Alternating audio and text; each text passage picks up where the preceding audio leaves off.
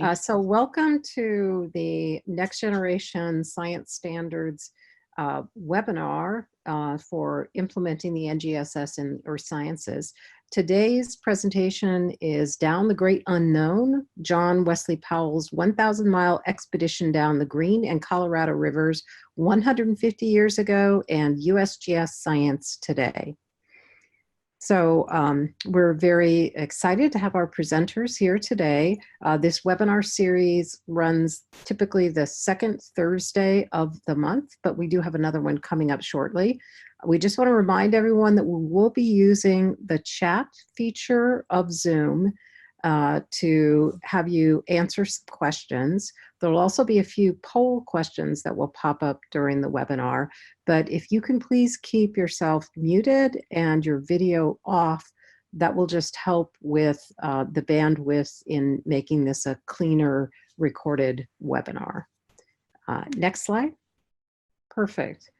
The organizers of this webinar are myself, Carla McAuliffe. I'm the Executive Director of the National Earth Science Teachers Association.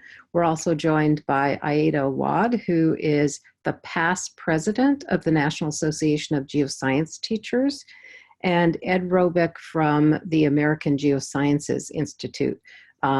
Andrew is our support at SCREE and NAGT for technical issues on this webinar.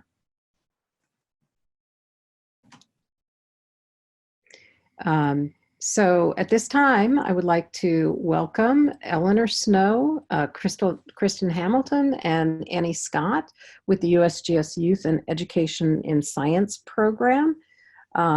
Again, we're going to have some discussion and Q&A, and at the very end, there will be a post survey link. Before you introduce yourselves, I think there might be another slide if you advance it. I forget how we do this. Yeah, okay, so we have an upcoming webinar on May 23rd at 4 p.m. Eastern, hands-on learning about the atmosphere in the new NGSS Aligned Globe Weather curriculum, and we're happy and looking forward to seeing you at that, and then we'll have a break over the summer. So we should really switch those slides in the future. So now I will say that I'll hand it over to our presenters to briefly introduce themselves and start the webinar. Thank you, everybody. This is Eleanour Snow. I'm the manager of youth and education programs at the U.S. Geological Survey, and run a large portfolio of things, but the most important is the work that we do for teachers and creating educational resources for you in the classroom. And Annie? And I'm Annie Scott, and I'm working on the Powell 150 project, and I may have seen some of you over at NSTA this past month in St. Louis. And so we're looking forward to telling you a little bit about what we're up to with this project. Hi, good afternoon. I'm Kristen Hamilton, and I am also working on the Powell 150 project as an educational campaign. Okay, well, for those of you who may not be that familiar with the United States Geological Survey, I just wanted to start and tell you a little bit about what we do. So the USGS does a lot more than volcanoes and earthquakes. And in addition to natural hazards, we also work with energy and minerals and environmental health, as well as land resources and mapping, core science systems, of course, our Landsat program, and also in water and ecosystems. And so one of the things that I want you to think about a little bit today as we go through this webinar is how those different spheres of our organization, as well as the spheres of Earth, interact with each other. Okay, Eleanor. So the idea of Powell 150 years ago with one arm going down the Grand Colorado River, and then just 50 years ago, USGS scientists helped train astronauts to walk on the moon, led us to the concept of be an explorer, to think about how we can encourage kids to see the world around them in a new way and explore the world around them on this 1869, 1969, 2069 theme. So we're rolling up our Powell project with an expedition this year and transitioning into the concept that aligns really nicely with AGI's Earth Science Week theme for next year of looking all around you and seeing science everywhere and being an explorer. So we'll touch on that theme a little bit as we go throughout this presentation. Okay, so for today, you'll hear a lot about John Wesley Powell. We'll get to a poll question about that in just a moment. But just to give you a sense of where we're going with this, we're going to talk about the Powell 150 expedition, which is the path that we're going to be doing this summer to mirror John Wesley Powell's expedition, as well as ways that you can explore with your students now, and looking forward to educational resources that we'll be creating from the data collected this summer. So Carla, I will pass it to you for the poll.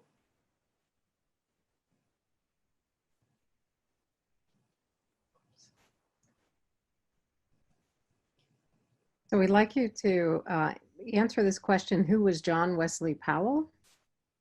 It's multiple choice there, so.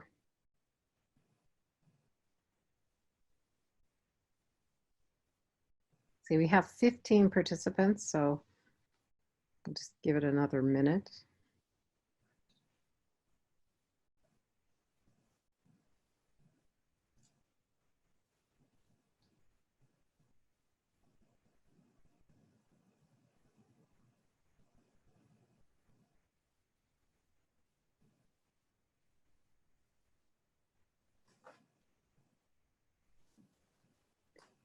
So Andrew, would you like to show the results, please?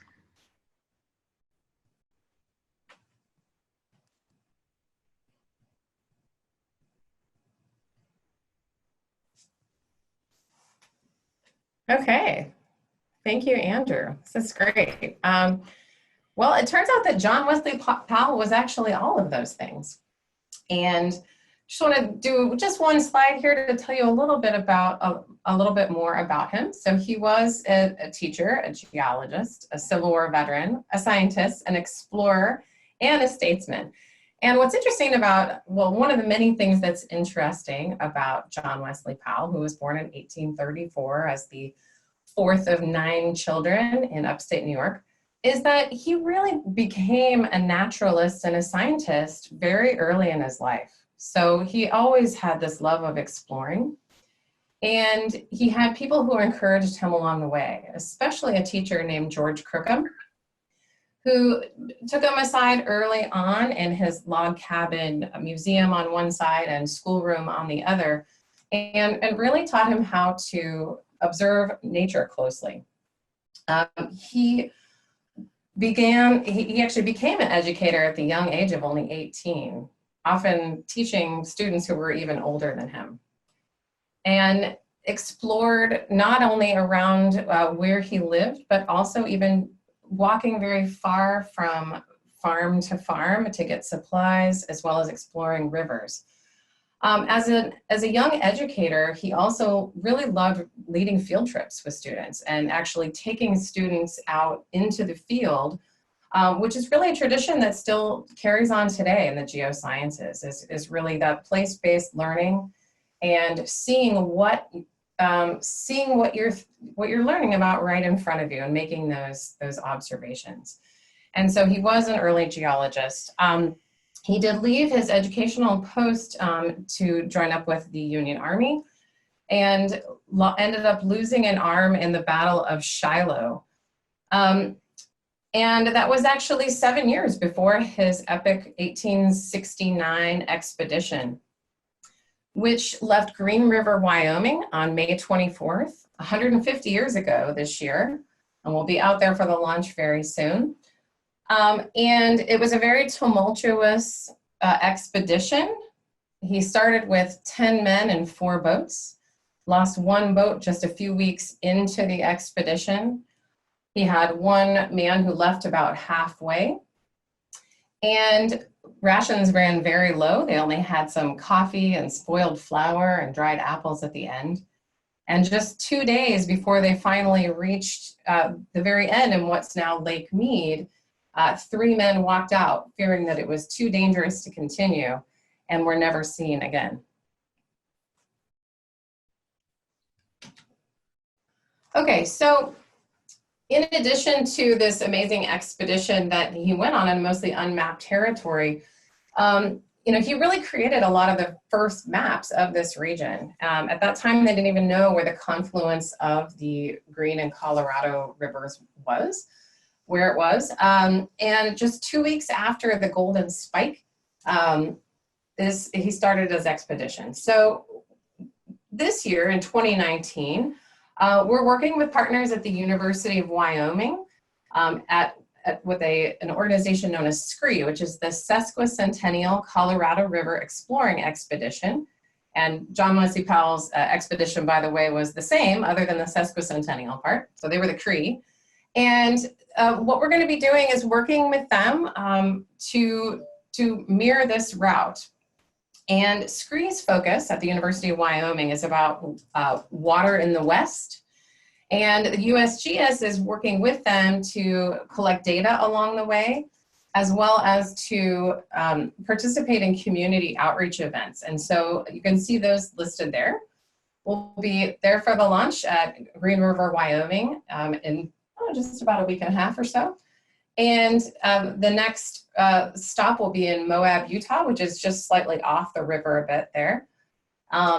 And then another event in Page, Arizona on July 11th. And one that's actually not on here, but where we may see some of you if you're out at Geological Society meeting of America in Phoenix, is that we're going to be in Flagstaff, Arizona for the festival, Flagstaff Festival of Science later this fall. At the end of September. Yes, end of September. I was just curious, maybe you can say this in the chat, are any of you close enough to any of these outreach events that you might show up and see us there? If you are, just let us know in the chat. We'll look for you. Yeah, and all of these 3 events are all free and open to the public to attend. Oh, somebody was asking about the dates. If you can see the slide, we have the Green River event is May 22nd through 24th. Moab is June 22nd through 23rd, and Page, Arizona is on July 11th.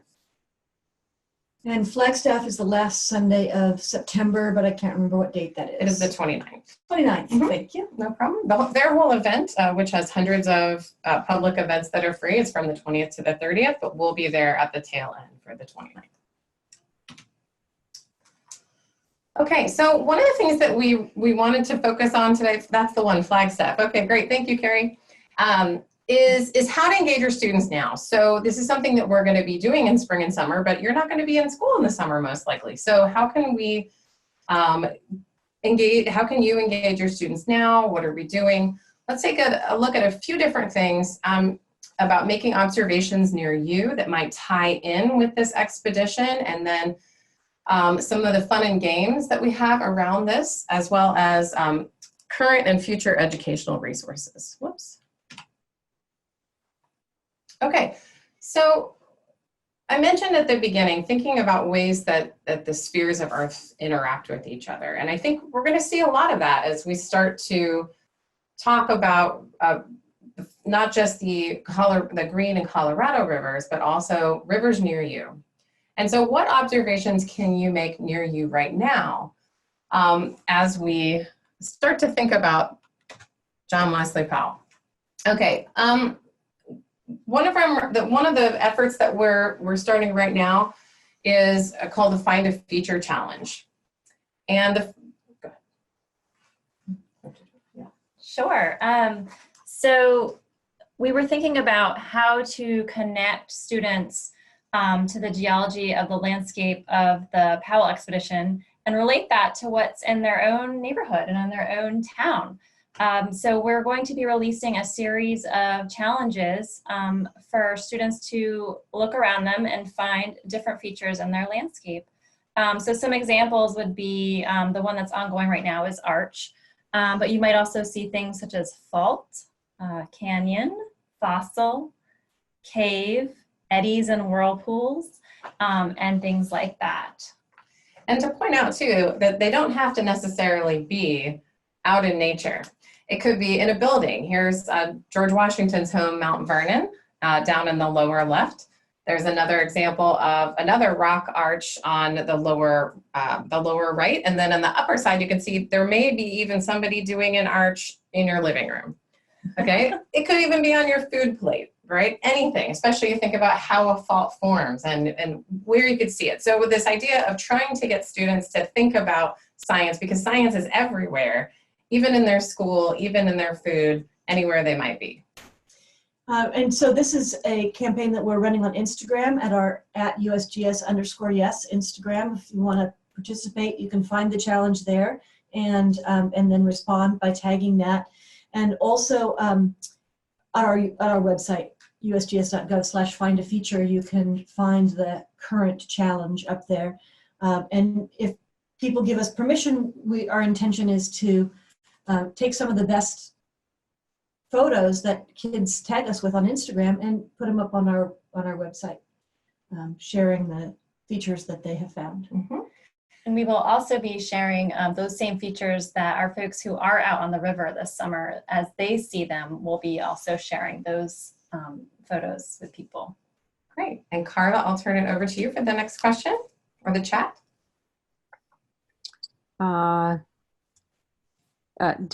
Is there a slide advance? I'm not sure what this chat is. Sorry. No, the chat was if anyone had another find a feature that they'd like to suggest for our channel. Oh, yes, right. We just didn't put it as a prompt. Sorry. Yeah, so like the arch there, which I think is just brilliant with the artificial arch below, are there some features that you think would be fascinating for your students to explore? If you can take a moment to just put that in the chat, that would be great. Mm-hmm. Layering, yeah. Definitely. That should be easy in the Grand Canyon to find layering of rocks. I think we'll find some layering. Yes. Okay, good. Fossils, yes. Yeah, I really like layering of rocks because, you know, in buildings and whatever, there are many different places they can find layering of rocks to connect to. Mm-hmm. Stack of pancakes. Mm-hmm. Mm-hmm. Yep. Deposition, ideally in my bank account. Not that kind of deposition. Okay, we've got deposition. Great. Yeah, thank you. Mm-hmm. Erosion. Oh, flowing water. Yeah, I think we'll try to find some patterns in flowing water because you can see that, you know, on a city street after a rainfall. Lots of different places where you can see interesting patterns in flowing water. Absolutely. No matter where you're located. Right. Mm-hmm. Water hydraulics. Ooh. That's an interesting one. Ooh, that could be really fun. Yeah, that could be really fun. I like that. Ooh, muddy Whatever water. floats your boat, as they say. Yeah. Sorry, my father makes puns. I was raised that way. Muddy water, most definitely. We'll see a lot of muddy water in the Colorado, that's for sure. Do you think if we posed muddy water as a challenge, we'd get some pictures of a jazz musician? I think so. I hope so. Or blues. I certainly hope so. Okay, anyone else want to chime in before we move on? All right, thank you.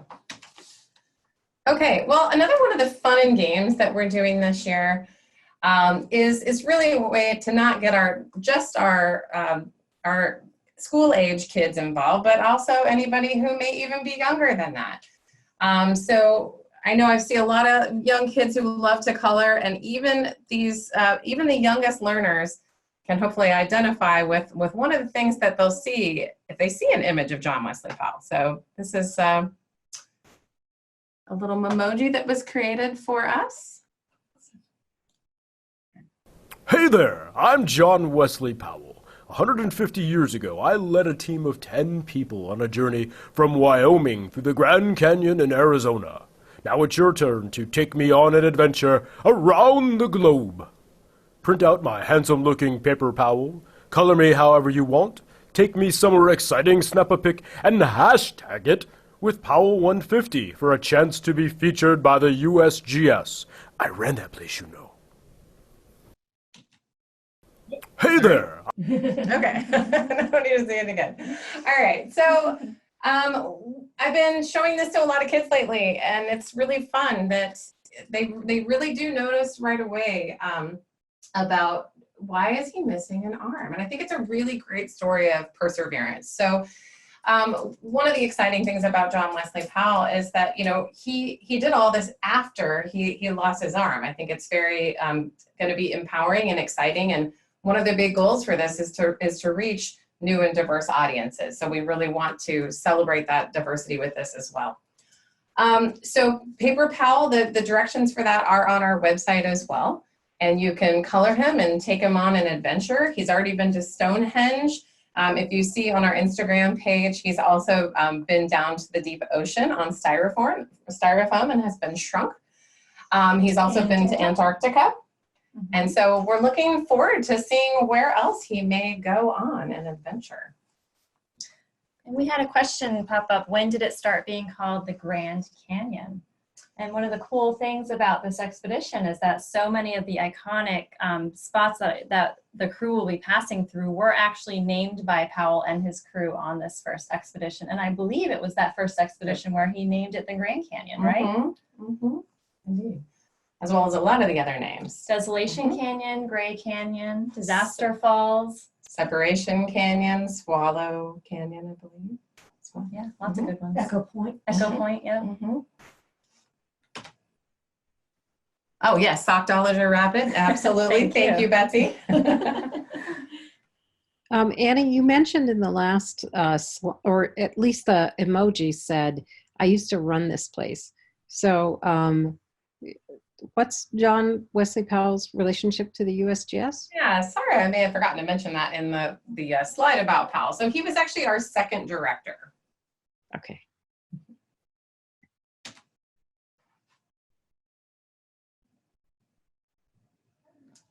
We have a question about whether Powell was inspired by the Lewis and Clark expedition. That's a very good question. It actually, let's see, 1864 and 5 to 69. So perhaps it would hard to not be inspired by that expedition. I'm sure he heard about it. No doubt. Yeah, No doubt. absolutely. Yeah.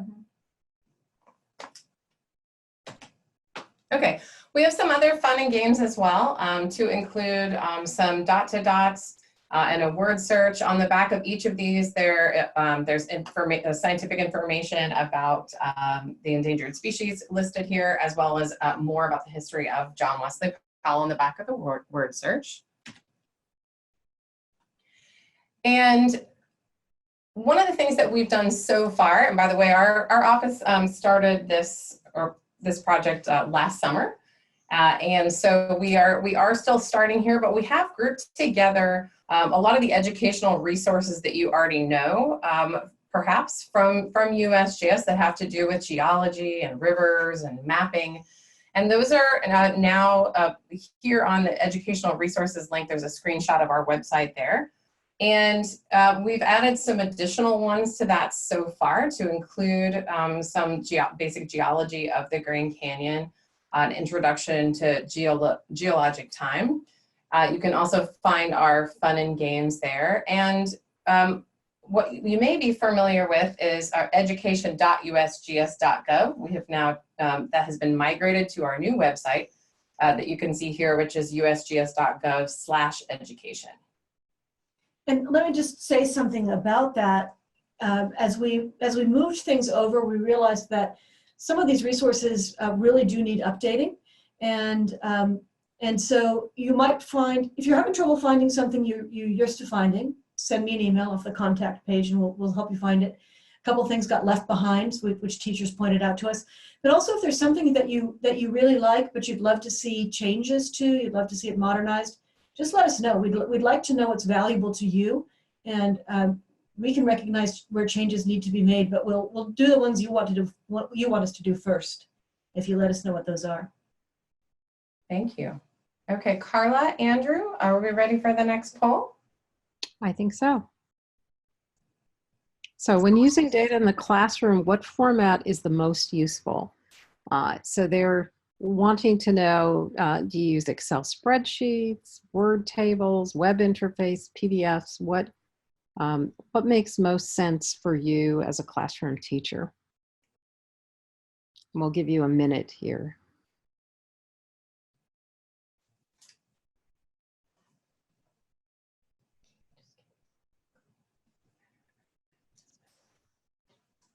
And in the meantime, thank you for the book recommendation, Betsy. Down the Great Unknown.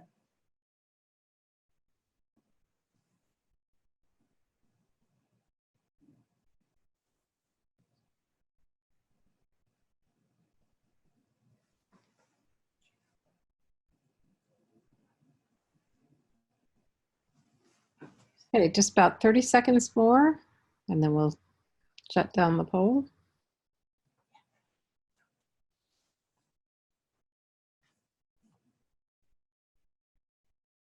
Okay, Andrew, can you display the results, please? Okay, it looks like Excel and web are the two most useful ways. Thank you for that information.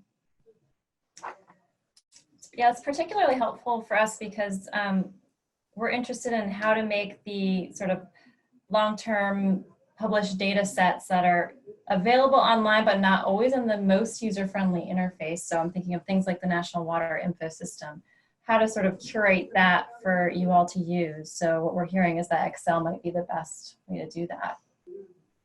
Great, thank you so much. Yeah, thank you. Okay, so as we sort of talked about a little bit, we're going to be sending USGS scientists down this 1,000 miles of the Green and Colorado rivers this spring and summer. And so it's a unique opportunity to be able to collect some continuous data along a very long stretch of rivers, I should say. And what we have some examples here and how we hope that that's going to tie in for our future educational resources. But as you're seeing what we're presenting here, just do keep in mind that we really also want to be able to have this tie in with rivers elsewhere. So rivers near you, and what else can we do to incorporate this more generally? Okay, so we're gonna list 4 examples here and talk about a few ways to tie in with our upcoming resources.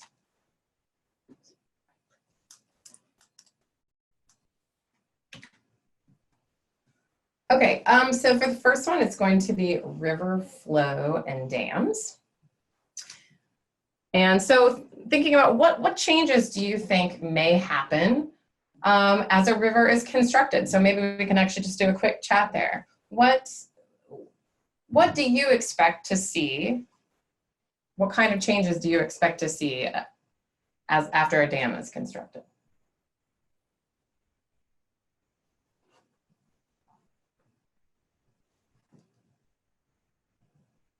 Colder water temperatures, artificial discharge, yes.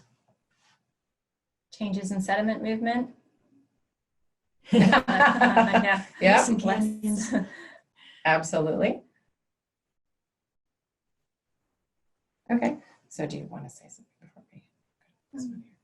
Increased erosion downstream. You guys know a lot about geologic processes. I'm impressed. Yes, very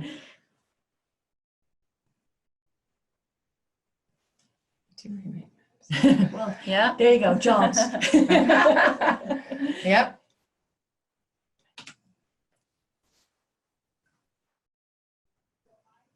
Sure. So one of the future educational resources that we're developing will indeed look at what happened after 1963, after Glen Canyon Dam was built. What changes did we see in the Colorado River as it moved downstream and through the Grand Canyon, and how does the dam contribute to those changes?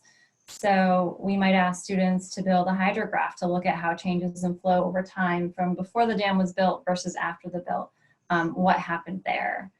And so we thought that this had several tie-ins to the standards and in terms of analyzing data to look at how changes in the surface can create feedbacks, in terms of representing the relationships between Earth systems, and how those relationships are being modified due to human activity, like the building of dams and other infrastructure. And then thinking through possible simulations as well.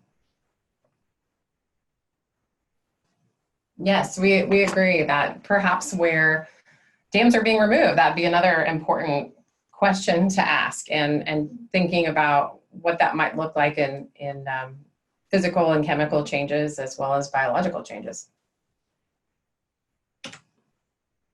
Every time you move that, you have to. Okay. Okay.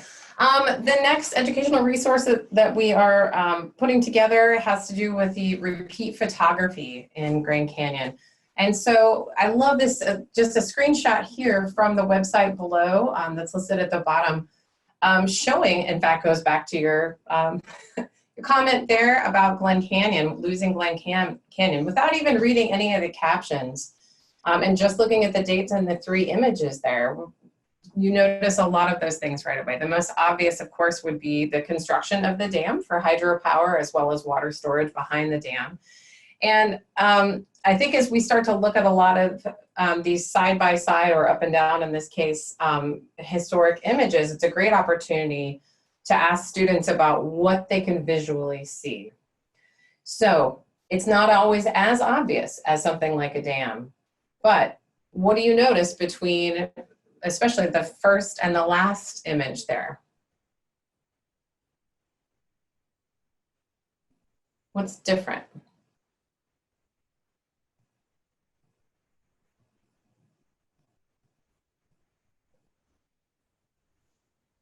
Okay, well, one of the things that you may see in some of these are the changes in sediment and also changes in the type and abundance of vegetation.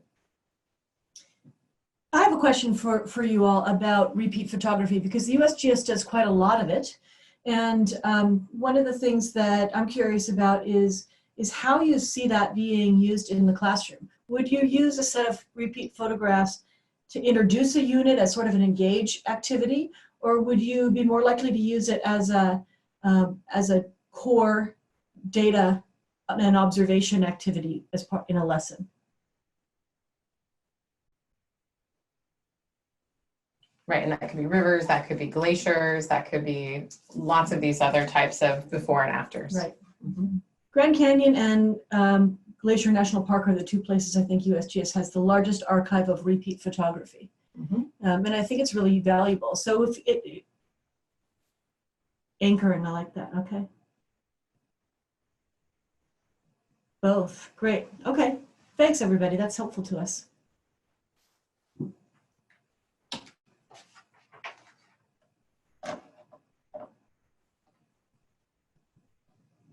So obviously, visual changes are shown here. I think you can use repeat photography at almost any level to engage students thinking about human interaction with the environment. Most commonly, that's what's changing over time. Sometimes it's just change over time. On the river shots, you don't often see geologic change in that 100 years, but you see a lot of change in the ecosystems along the river as a consequence of damming and other things. So good question, Karen, about photos during the Powell expedition. In 1869, he did not bring a photographer. He did some sketches, and some beautiful woodblocks have come out of that. Then he went back with another team in 1871, 1872, and a photographer came along on that expedition. So we have photographs from 1871 and 2 as the earliest ones. Yep, J.K. Hellers and E.O. Beeman.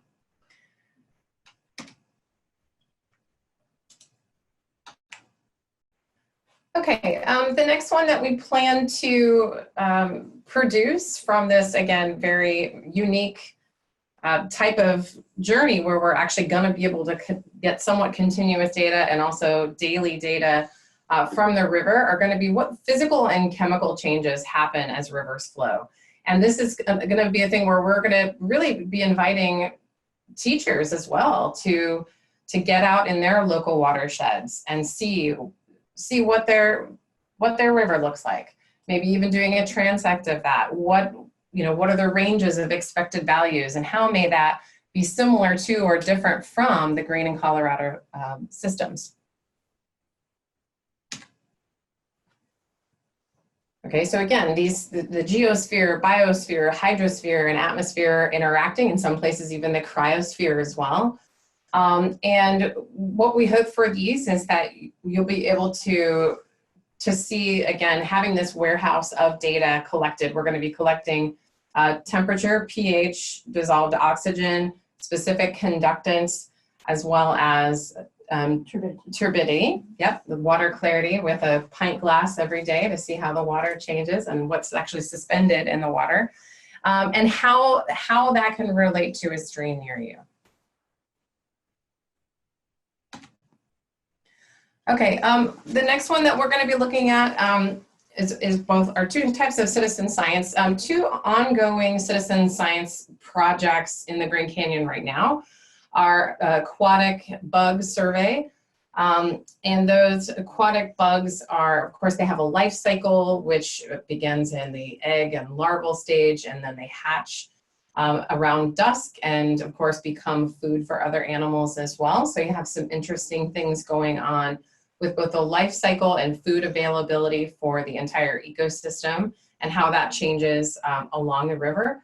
We also we'll be collecting daily bird sounds and nightly bat sounds and challenging students to hopefully be able to listen to those sounds, identify what birds are there, what bats are there, and maybe even tie that back to what those birds and bats are eating.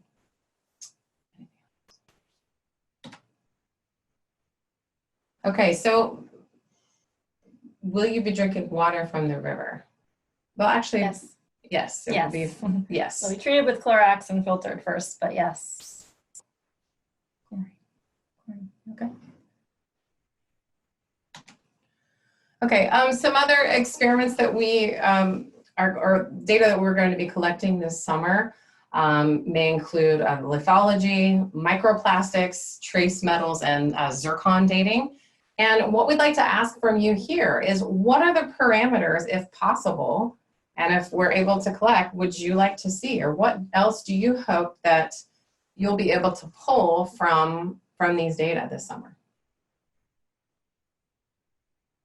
So if you had 1,000 miles of river to explore, what would you want to learn?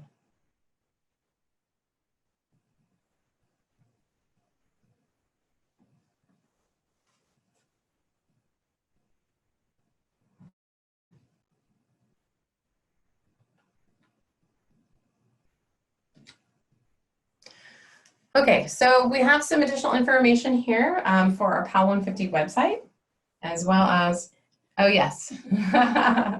Thank you, Ed. Yes, we will like to know what's living in the water as well.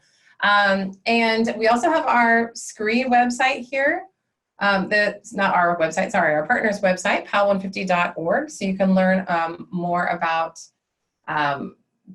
their goals and their vision for this project. They will also be producing a documentary at the end, as well as a book, Vision in Place.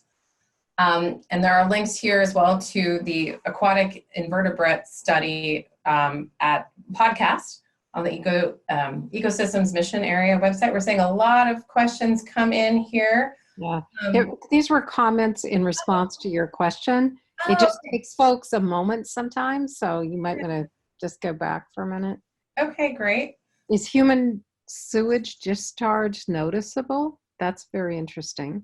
So we actually pack that out. There'll be a little dump bucket that is where human waste is collected, and on resupply trips, the people who bring in the new food will be taking out the old waste, so we don't leave anything behind. Mm-hmm. And then there was another question. Let's see. Did Powell collect samples? Yes, that's a really good question. He did actually collect samples. And then at the very end, after having spent 80 some days on the river, 2 days before they ultimately emerged from the canyon and found people, 3 of the remaining expedition members left. They were afraid to go any further because they didn't think they'd survive it. So they walked out and we were never heard from again. Nobody knows what happened to them. But as a consequence, they could only take 2 boats from then on. They had to leave one of the boats behind. And because they wanted to ride high on the water in case it was dangerous, they also left all the samples they had collected behind, anything that was any weight. Powell thought he was fairly close to the end.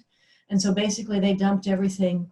Fossils. All the fossils, some of the scientific equipment. They kept their journals and a little bit of clothes and a little bit of food and went on from there. So unfortunately we lost all of those from that first expedition.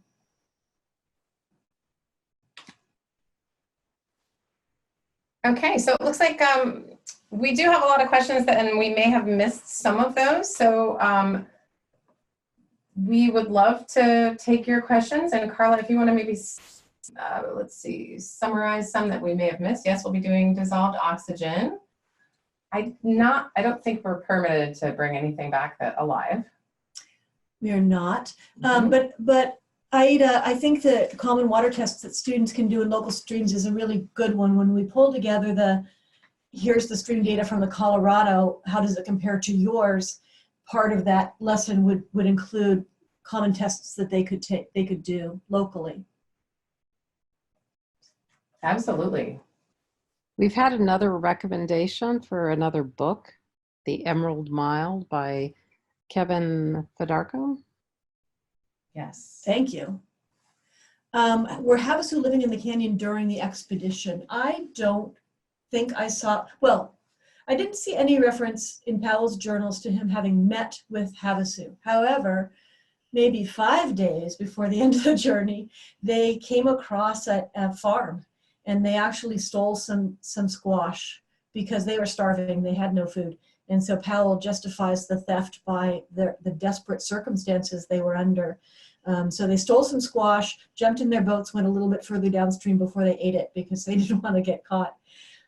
So there were certainly people living in the canyon, but they didn't encounter them. They encountered Native Americans further north along the Green River in the Uinta Valley. Say it again? Uinta Valley, thank you. But not in the canyon.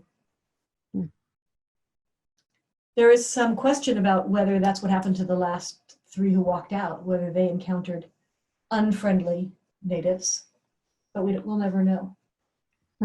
It could also just have had a mishap. They were tired, they were hungry, and they were hiking out of a canyon that was very deep in the middle of summer. So they might have just fallen, had not had enough water, succumbed to nature.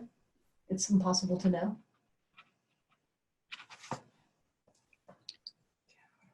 There's another question about globe protocols and what they might be like to do in a canyon. So, yeah, I don't know anything about that, actually. Probably there's somebody else on the line who's got a more intimate experience with globe who can address that.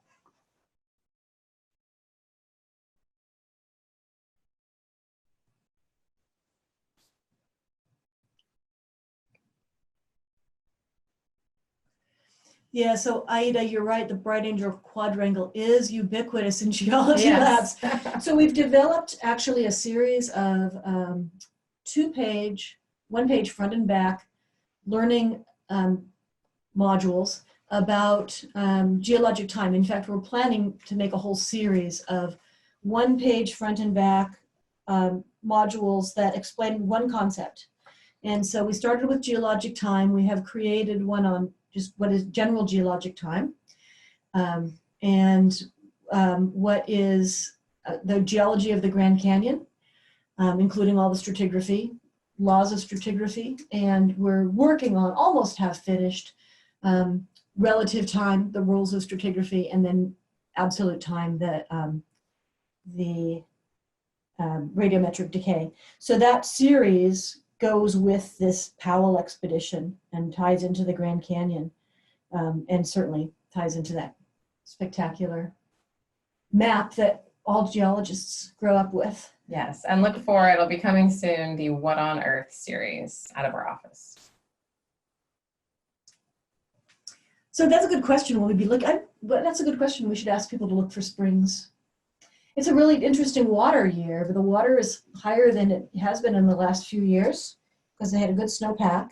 So, and there are springs all along. These rocks are very porous, and there's lots of places where the water just leaks out of the canyon walls. So it would be interesting to have them, our scientists, make note of that as they go down. Yeah, maybe a notebook to write in. Maybe a find a feature as There well. we go. Yeah, that's a good idea. So thank you so much. In the interest of time, I think we would like to allow some time for folks to fill out our survey and provide you also with additional feedback. So if you can advance the slide.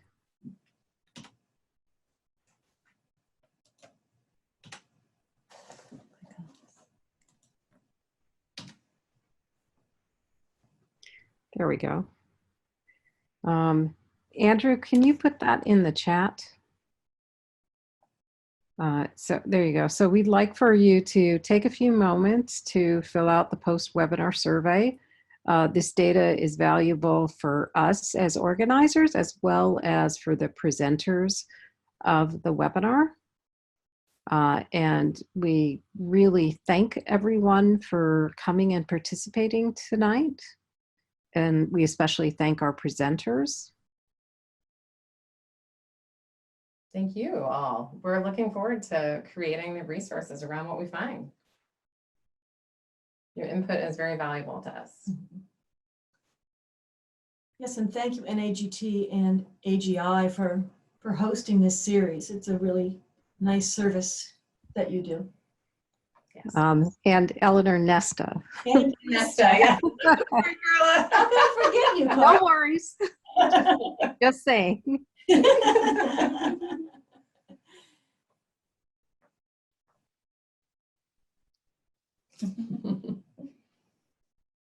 We're also a little jealous of our scientists that get to go. We were on the selection committee that chose them, so all of us had to recuse ourselves. But we will be at the outreach event, so we're looking forward to that. Great.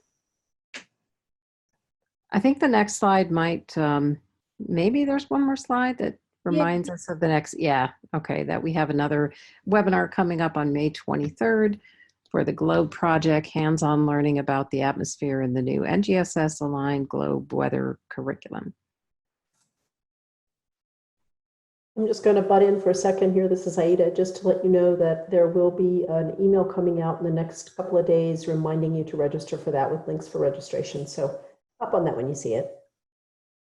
Thanks, Aida. And the registration is always the deadline is always the Tuesday before the Thursday webinar. So that would be the 21st registration deadline.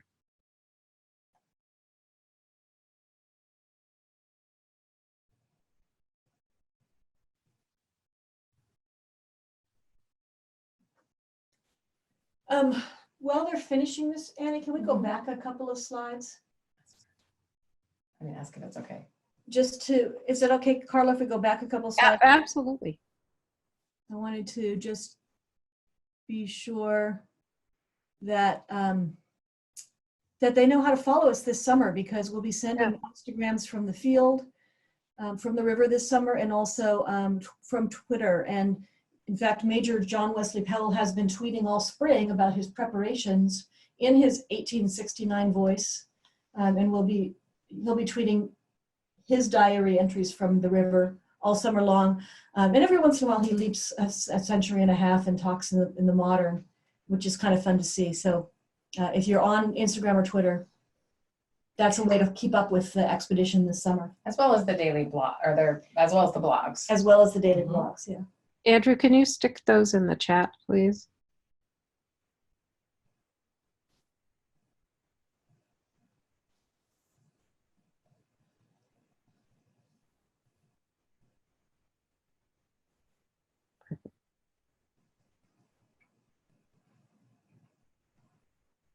There we go.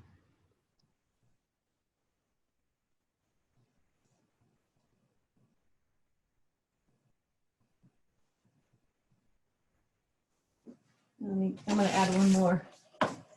Powell150.org. Mm-hmm. Yeah, I think it went out as a chat. Oh, wait, cool.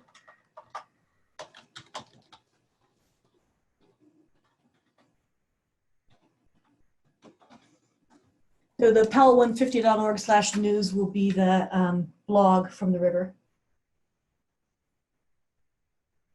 Okay, perfect.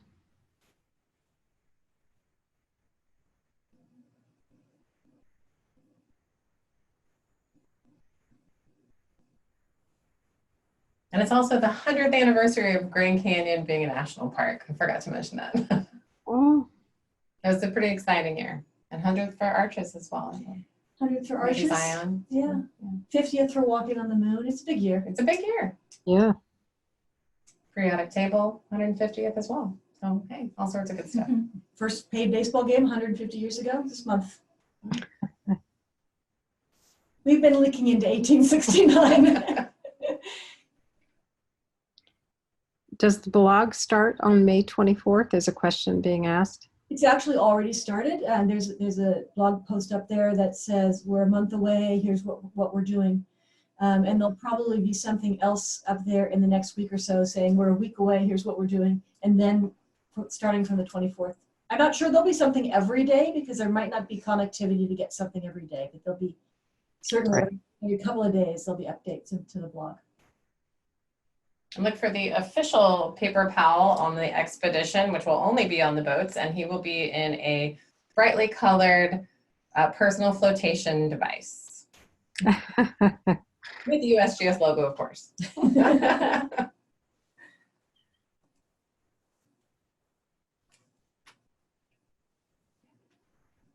Bill, once again, thank you so much. We're approaching the top of the hour, so very much appreciate this, and we look forward to hearing more about the expedition and promoting the educational resources. So thank you. Thank you very much. Thank you, everybody.